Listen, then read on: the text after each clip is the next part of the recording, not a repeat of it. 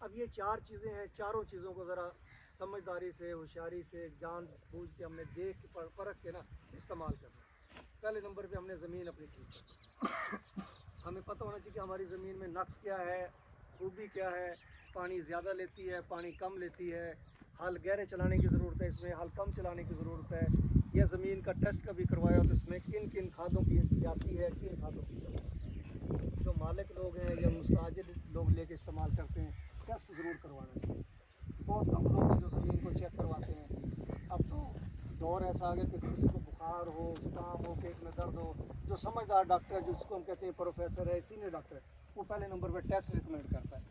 نہ نبض دیکھ کے حکیم کی طرح دوائی لکھتا ہے، نہ کوئی 10-12 پوڑیاں ملا کے دیتا ہے، وہ کہتے ہیں پہلے ٹیسٹ کروا لو، پتہ چل جائے گا مسئلہ کیا ہے۔ اسی طرح نہیں، انسان کو بہت ساری جو بیماریوں کا معاملہ ہے وہ چھپا ہوتا ہے، اندر ہوتی ہے، باہر ظاہر نہیں ہوتی ہے، جلد پہ تو نظر نہیں آ رہی ہوتی نا، اندر ہوتی ہے۔ اندر وہ ٹیسٹ کے ذریعے پتہ چل جاتا ہے کہ نقص کہاں ہے، پھر وہ سستی دوائی، ہلکی دوائی وہ زیادہ فائدہ دے گی۔ تو پھر یہ زمین کی کیفیت کیا ہے؟ اچھی زمین کس کو کہتے ہیں؟ یہ آپ کو جو ٹیسٹ رپورٹ ہے اس کے مطابق بتاتے ہیں۔ اچھی زمین وہ ہے جس میں 25% اس پانی کے ساتھ اس میں ہوا داخل ہو سکے، آکسیجن ہوا کے ذریعے زمین کے اندر جا سکے جڑوں کی طرف۔ 5% اس زمین میں آرگینک میٹر ہو سکے، نامیاتی مادہ 5% اس زمین کا پورشن ہونا چاہیے۔ ملک صاحب فون بند کرنا پڑتا ہے، یہ تو جرمانہ مہربانی۔ 5% کیا ہوا جی؟ نامیاتی مادہ۔ نامیاتی مادہ کیا چیز ہے؟ گوبر، گلا سڑا گوبر، پودے گل سڑ کے زمین میں رہ جاتے ہیں تو باقی فصلوں زمین کو اس حجم کا 5% یہ ہو، 5% میں 20واں حصہ، 1 کلو مٹی ہے اس میں 5واں حصہ، 20واں حصہ اس کا وہ نامیاتی مادہ اس کے اندر موجود ہو، پھر آپ کی زمین زرخیز زمین ہے، اچھی زمین ہے، وہ اچھی خوراک پودے کو دے گی، پھر جو بھی خوراک اس میں ڈالیں گے۔ جو تجزیے لیبارٹری کی رپورٹیں اگر کسی نے کروائی ہے تو بتا سکتے، کسی نے وہ پی ایچ ہے جو 7 نامیاتی مادہ۔ نامیاتی مادہ ہماری عمومی رپورٹ ہے نا، پنجاب کی گورنمنٹ کی رپورٹ ہے یا پرائیویٹ لوگوں نے کی ہے، وہ ہے 0.5% سے لے کے 0.25%، یعنی 1% بھی پورا ہونا کتنا چاہیے؟ 5% ہونا چاہیے ہر حال ہے۔ اس کی وجہ سے نقص کیا پڑ رہا ہے؟ نامیاتی مادے کی کمی کی وجہ سے زمین کی پی ایچ زیادہ ہو جاتی ہے، جس کی وجہ سے نقصان سب سے بڑا آتا ہے کہ آپ جو فاسفورس کھاد دیتے ہیں، جس کو ہم ڈی اے پی کہتے ہیں، نیٹروفاس کہتے ہیں، فاسفورس جو کھادیں، یہ بہت کم فصل کو ملتی ہے، یہ نقص بن گیا اس کی وجہ سے۔ اور نقصان کوئی نہیں زمین کا، 2 بوریاں کنک واسطے ریکمینڈ ہوگی کہ 2 بوریاں پانی 100 کلو کھاد، 30% کا مطلب 20 کلو، ٹھیک ہے جی، 20 کلو کھاد صرف جی 100 کلو ہے، اس کے اندر بیسک فاسفورس جی وہ 46% کے حساب نال 23 کلو ہے، ایک بوری کے اندر 23 کلو فاسفورس ہے۔ 23 کلو کا 4.5 کلو 4 کلو 600 گرام فاسفورس فصل نو ملی ہے، مکی نو ملے گی، گندم نو ملے گی، باقی فصل نو ملے گی، باقی ضائع ہو جائے گی۔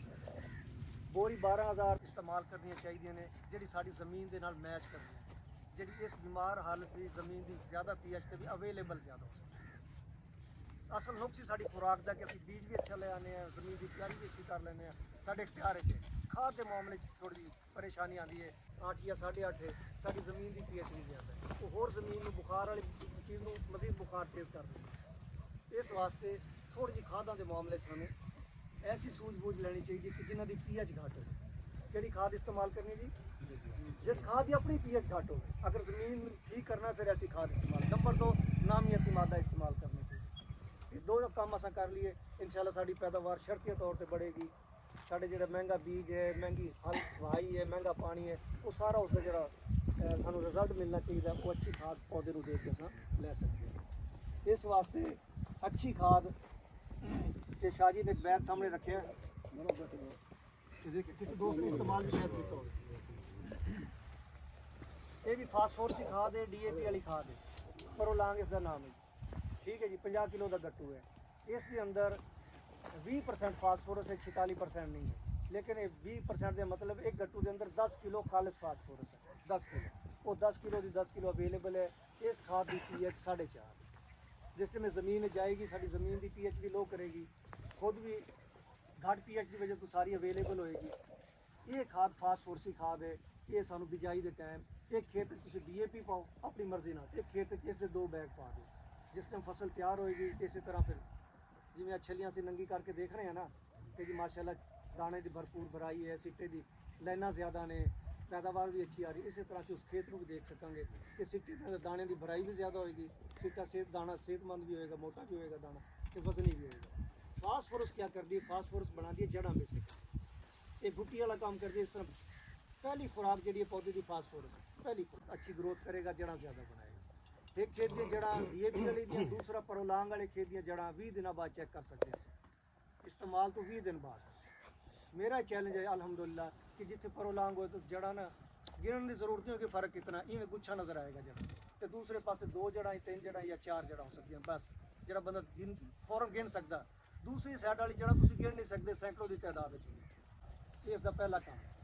दूसरा काम है इसके अंदर ऑर्गेनिक मैटर नामियाती मादा है, वो साड़ी ज़मीन की pH बेहतर करेगा, साड़ा यूरिया फसल को ज़्यादा मिलेगा, साड़ी फास्फोरस ज़्यादा मिलेगी।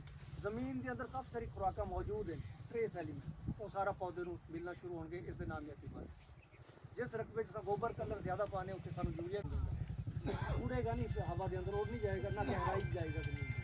उस रूट जोन रहेगा जिथे पौधा जड़ पौधे की पानी वसूल कर सके। जिमें फोम के अंदर पानी जज़ब होता है ना, इस तरह पानी जज़ब कराएगी साड़ी ज़मीन का। देर तक वत्तर रहेगा, सानू पानी का दौरानिया बढ़ा देंगे। साढ़े अगर 5 पानी तो कणक पकती तो 4 तो 4 एक पानी की भी बचत आएगी। ये ऐसी खाद है 61%। इसके अंदर 10 किलो का बैग है, 6 किलो 100 ग्राम फास्फोरस, 6 किलो 100 ग्राम ये सारी अवेलेबल है। बावजह उसकी pH 4 या 4.5 pH इसकी ये फौरी तौर पर अवेलेबल, ये मुसलसल अवेलेबल, ठीक है। DAP खाना 36 दिन उसका अमल दखल होता ज़मीन के अंदर इस्तेमाल तो बाद 36 दिन वो काबिल इस्तेमाल होती है, उस तो बाद बाकी फिक्स हो जाती है ज़मीन। पौधे को पकड़ तक जिस टाइम तक सिक्का खुश्क ना हो फास्फोरस की ज़रूरत है। जड़ निकलों तो लैके सिक्के दाने सख्त होने तक खुश्क होने तक पौधे को, जिस तरह अज छली साड़ी खुश्क मुकम्मल हो गई ना, इस स्टेज तक फास्फोरस चाहिए पौधे को पैदावार देने वास्ते हर मरहले की ज़रूरत है। लेकिन ज़मीन बदतर होएगा ये खुराक उसको अवेलेबल है।